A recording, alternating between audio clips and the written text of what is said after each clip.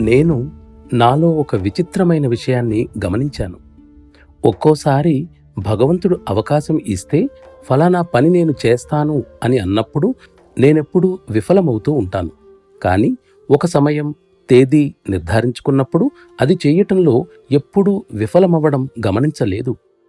దీనిని గురించి నేను ఆలోచించి తాత్వికంగా ఒక నిర్ధారణకి వచ్చాను.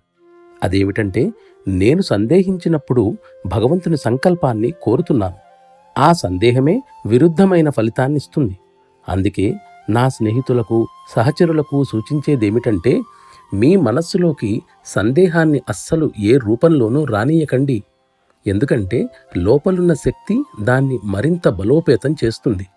స్వామి వివేకానంద ఎక్కడో అన్నారు, అది ధార్మికంగా లేకపోవచ్చును గాని బలహీనులకు భగవంతుడు సహకరించడని చెప్పారు. కాబట్టి మనం ఏమి చేసినా కూడా మన సంకల్పాన్ని దృఢంగా చేసుకుని సాధ్యమైనంత వరకు ఆయన సంకల్పానికి అనుగుణంగా మన సంకల్పాన్ని ఉంచుకోవాలి.